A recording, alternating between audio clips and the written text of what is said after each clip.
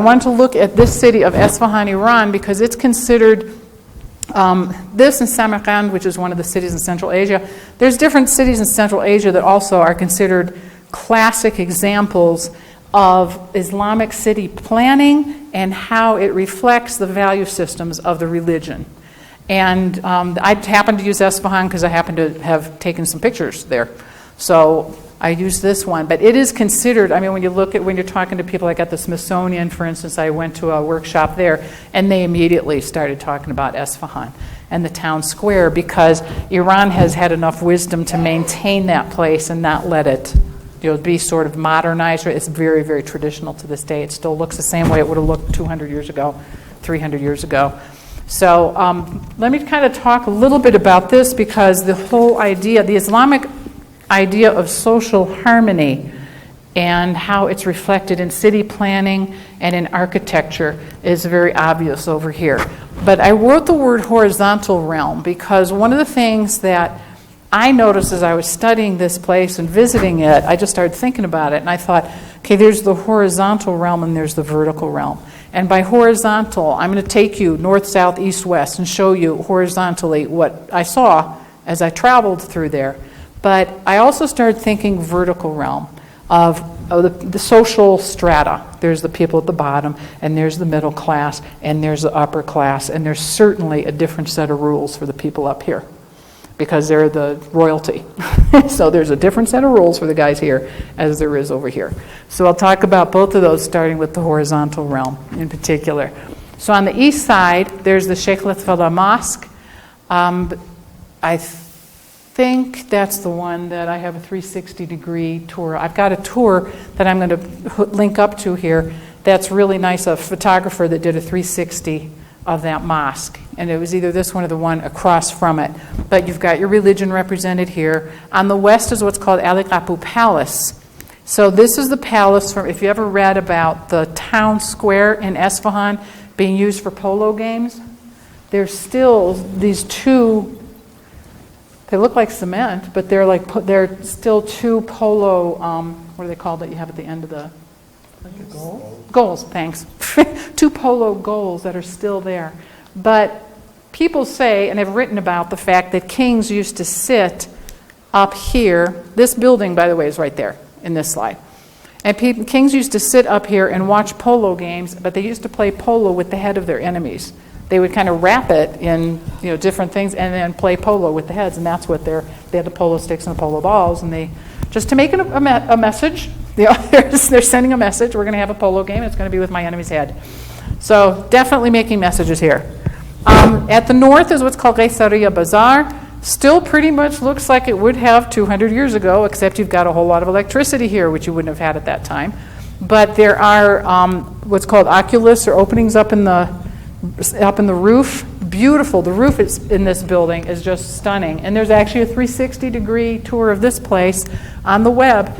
And if you tilt it and you look up at the roof, you can see it's pretty amazing. It's brickwork, very elaborate brickwork, but it kind of does this, and then this, and then this, and it goes into a design this way with elaborate brickwork in it, and then up at the top is a hole to let the sunlight in.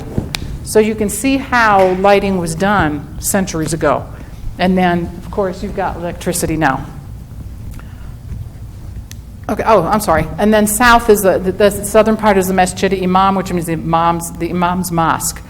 So I just kind of stood off to the corner and shot that one.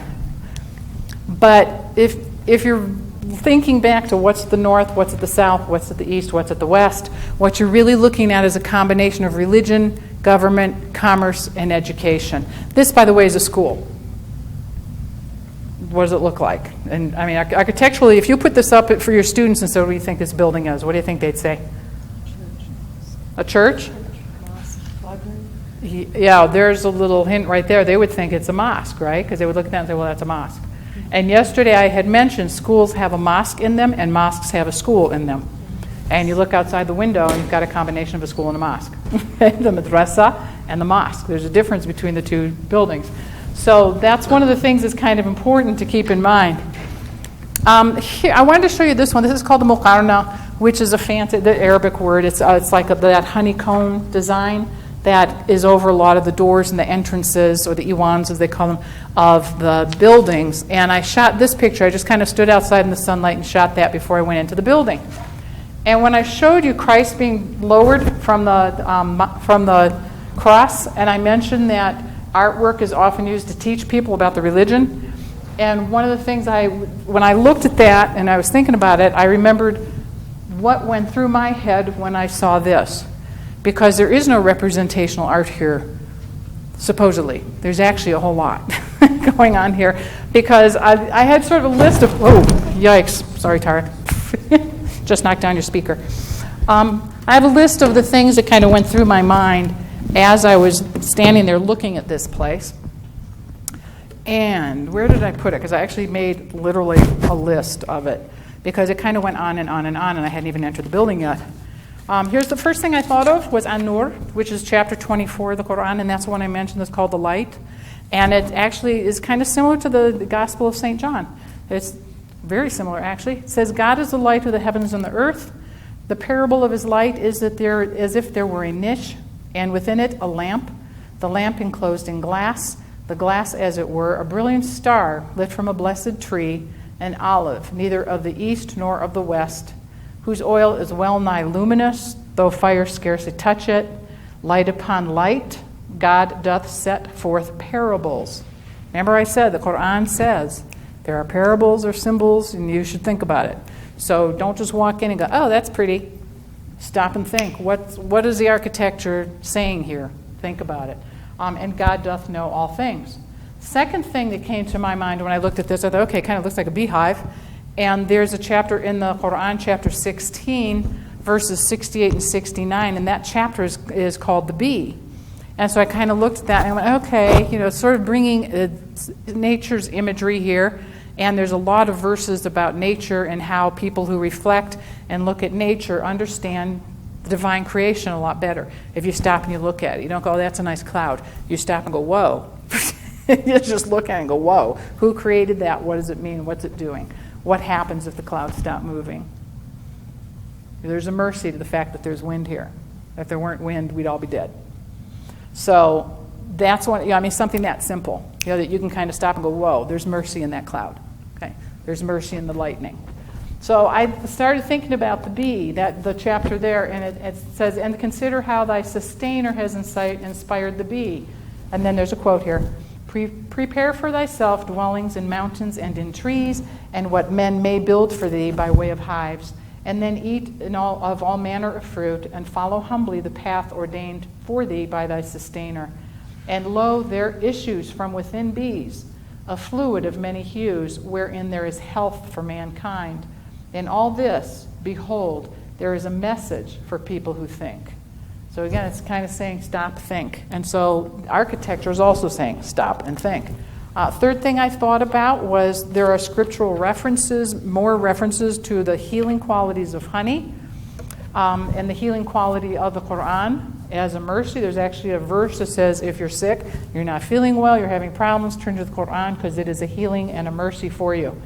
Fourth thing I thought about was the use of white, especially up here. I mean, that kind of looked to me like they're insinuating, they're not exactly depicting, but they're insinuating stars up here. So I started thinking of some of the Quranic verses about stars and the night stars as guides to people who are lost. So I saw that sort of as a symbol of divine guidance. Then I thought, okay, I'm looking at a door here. Down here is where you enter the place. I thought, I'm looking at a door here, this entrance here. And with the cathedral, I mentioned that you're leaving the world of sort of worldly thoughts, and as you get more and more towards this heart here, which represents the heart of Christ, you should be becoming more and more sort of in tune with the sacred at that point. And I thought that's pretty much what this thing is too. It's a transition from the outside world to the inside world, secular world to the sacred world.